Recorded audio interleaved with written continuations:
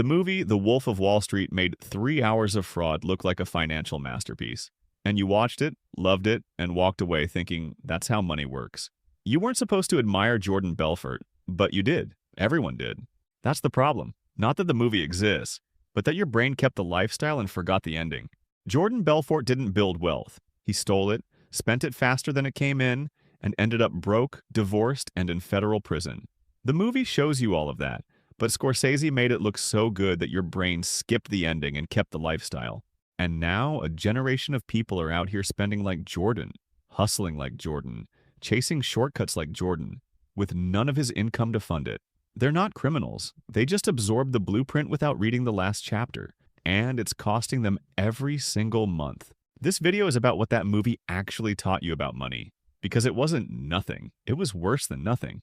It was a masterclass in every financial behavior that keeps regular people broke, dressed up in a Leonardo DiCaprio suit and set to an epic soundtrack.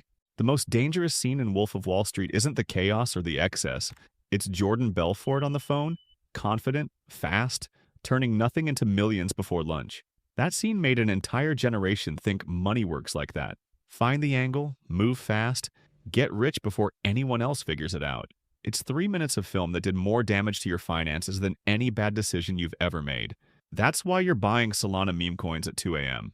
That's why you're refreshing a trading app instead of sleeping. That's why every few months there's a new thing that's definitely going to be the one. Picture it.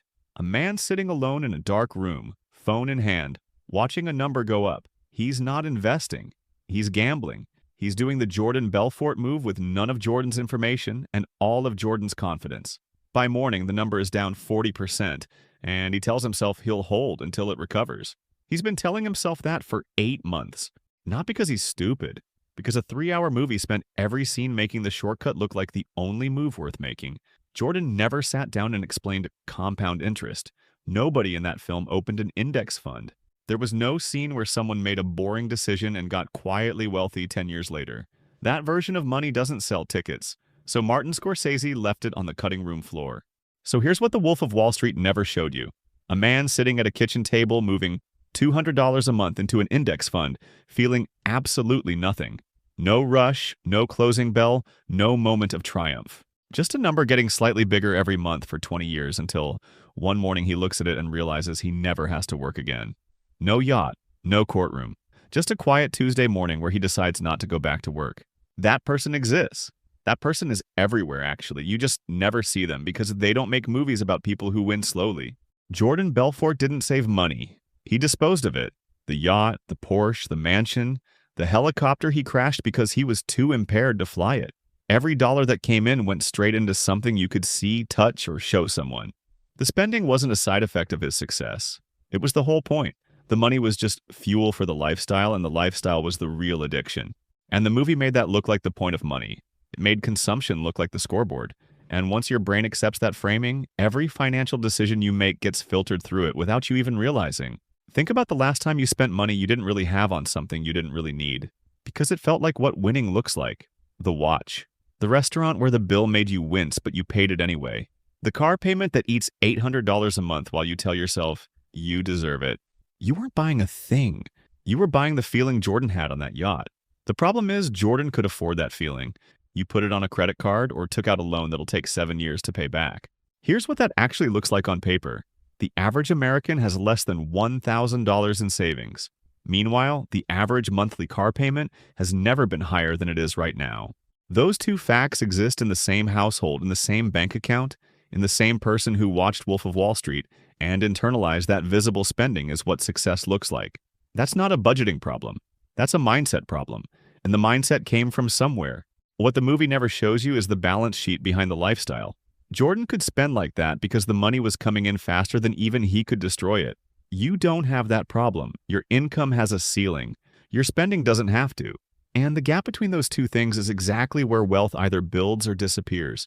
The people quietly building wealth look like nothing from the outside.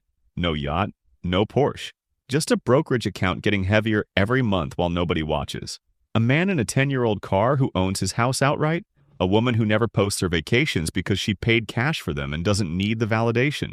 These people are invisible because they opted out of the scoreboard entirely. The movie never showed you that person because that person is boring. But that person retires at 55 while the guy with the Porsche lease is still grinding at 62, wondering where it all went. There's a moment in Wolf of Wall Street where Jordan Belfort walks into a room of broke salespeople and turns them into millionaires purely by talking to them. He's magnetic. He's electric. You watch that scene and think, that's the skill. If I could just sell like that, speak like that, command a room like that, the money would follow. It's one of the most seductive ideas the movie plants, and it's almost completely wrong. That's the last thing the movie broke in you. The belief that personality is a financial strategy, that if you're compelling enough, confident enough, the numbers will eventually follow the energy. Here's what that actually looks like in real life. A guy who's always in motion, always networking, always pitching, always in the right room. He's got 3 business ideas running simultaneously, and none of them have made $1 yet. He checks his account balance in the parking lot after every meeting because the vibe inside was great, but the numbers outside tell a different story. He's been at this for 3 years. His apartment has a whiteboard covered in diagrams. He's read every book on sales and influence and persuasion. He can talk about leverage and equity and market positioning for an hour straight.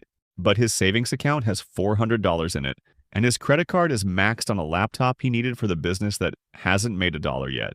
He keeps moving because stopping would mean admitting the motion itself isn't the plan. That's not how money works. The idea is worth nothing. The execution is worth something. The boring, consistent execution repeated over years is worth everything. And nobody learns that from a movie where the guy becomes a millionaire in a montage. Because Jordan's charisma wasn't a financial plan. It was a performance. And when the performance ended, there was nothing underneath it. No assets, no investments, no foundation. Just a very compelling guy with nothing left to sell, and a restitution order he's still paying off decades later. The boring truth is that nobody who ever built lasting wealth did it because they were the most exciting person in the room. They did it because they showed up consistently, made the same quiet decisions repeatedly, and let time do the work that charisma never could. Time doesn't care how good you are in a room. It only cares what you did when nobody was watching. Jordan Belfort is still out there. Motivational speaking, courses, appearances, still working the room, still the most compelling guy on stage, still needs the next check to cover the last one. He turned his fraud conviction into a personal brand, and he's been selling that brand ever since, which is impressive, and it still isn't a financial plan. There's one more thing Wolf of Wall Street did that nobody talks about. It made playing by the rules look pathetic. It didn't do it loudly or obviously. It did it in the way every scene was framed, in the way the camera lingered on excess and cut away from consequences, in the way Jordan's contempt for the straight world was presented as intelligence rather than delusion. Think about how the movie frames the people following the rules. The regulators are slow and outmatched. The cautious investor is a mark. The salaried employee, the man who files his taxes and drives a sensible car, in that movie, those people are the punchline. Jordan looks down on them. His entire crew looks down on them. And Scorsese films it in a way that makes you look down on them too. That contempt transfers. You walk out of the theater carrying it without even knowing. So now you don't trust the system. Not because the system is perfect. It isn't. But because a movie spent 3 hours making everyone who participates in it look like a sucker. And that distrust is costing you real money every single month. That contempt is expensive because the boring system, the index fund, the employer 401 match, the high-yield savings account, the tax-advantaged retirement account, those tools exist inside the system Jordan mocked. And while you're sitting out, because the whole thing feels like a game for people who don't know better, the people playing it are quietly building the kind of wealth that doesn't require a performance to maintain. The 401k match alone is free money. Your employer matches your contribution up to a certain percentage. And most people leave it on the table because participating feels like playing a rigged game. It isn't rigged. It's the least rigged financial tool that exists. It's literally your employer handing you money and asking you to keep it. There's no catch, no angle, no hustle required. Just a form to fill out and the discipline to leave it alone. The difference between you and Jordan Belfort isn't morality. It's that he never let contempt get in the way of a free dollar. He took every angle, every loophole, every opportunity that presented itself. You've been leaving free money on the table because a movie told you the table was for suckers. It wasn't. It never was. The Wolf of Wall Street won 4 Academy Award nominations. Jordan Belfort made millions selling the story of how he made millions. Scorsese made one of the greatest films ever put on screen. Everyone involved in that movie got paid extremely well. The irony is that the film about financial crime generated more legitimate wealth for its creators than most people will see in a lifetime. You got 3 hours of the most seductive financial miseducation ever produced and walked out thinking you learned something about money. You did learn something. You learned the wrong thing. You learned that money is loud, fast, visible, and won by whoever wants it most. None of that is true. None of it has ever been true. And the people who believe it are still looking for the angle while the boring people are getting quietly wealthy. Money is quiet. It moves slowly. It rewards the people who make it boring on purpose and punishes the ones who need it to feel like a movie. The most financially dangerous thing that ever happened to your generation wasn't a recession or a market crash. It was a 3-hour film that made the wrong life look like the right one. Jordan Belfort ended up broke, legally required to pay back the people he hurt. The movie ends before most of that happens. Scorsese cuts away right when the story stops being fun. That cut is the most expensive edit in cinema history for anyone who watched it and took notes. So here's what the movie owed you and never delivered.